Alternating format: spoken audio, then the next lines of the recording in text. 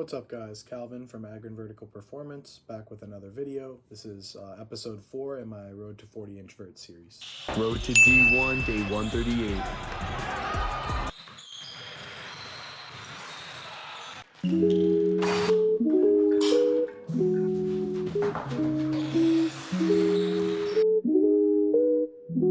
The other day I was at the gym with my friend Sam, whose Instagram I'll put up, and we ran into Troy Hornbeck, who plays in the OTE League, and he saw me hit like a 360 cuff windmill, and I couldn't find the footage, but off camera he came up to me, he asked me, and he was asking me like how I got my bounce, how I was hitting these dunks, and I think I wanted to make a video instead of just going through my usual training. I wanted to break down kind of the 4 biggest things that I think help me jump higher.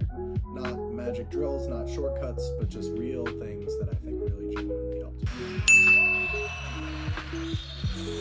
That brings me into secret number 1, which is going to sound like a stupid one, but secret number 1 is the best exercise for jumping is to jump more. A lot of people are searching for like a magical exercise that will improve their jumps, like a magical, this word plyometrics gets tossed around so much. There's all these Instagram accounts with like a bunch of different hurdle hop variations. And it's not that that stuff is pointless, but if you want to get better at the specific jump you need in order to dunk, you just need to practice that jump. I think practicing it in different ways is good, so trying like jump balance, learning different plants. If you're a 2-foot jumper, every once in a while jump off 1 foot, vice versa, and also changing up your rim heights, and even the ball size, I think, can be nice ways to vary it. But you can jump pretty high without ever doing plyometric, like one of those traditional kind of depth drop, depth jump type plyos. Building off that, here's a kid I train. This is him almost dunking a small ball at 9'10". Now about 8 months later he can dunk, and his jump technique is awesome. And we've really never done anything except low rim and just try to touch the rim and get him stronger.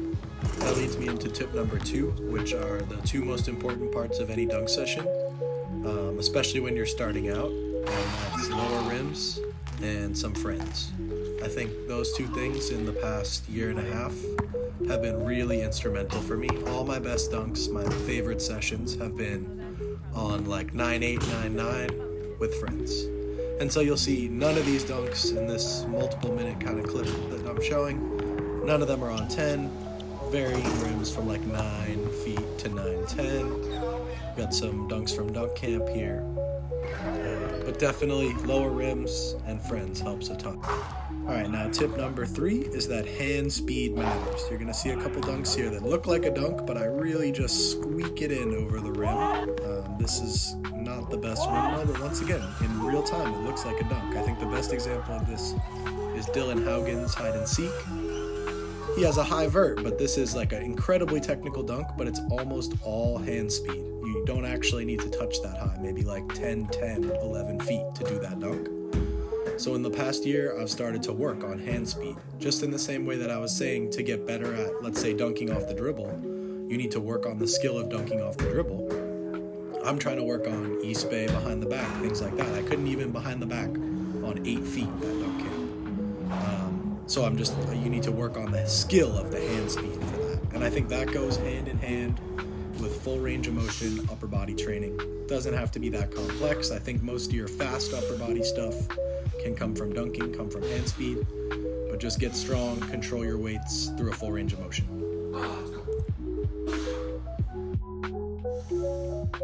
Last tip here, building off what I said about upper body strength, obviously lower body strength is very important.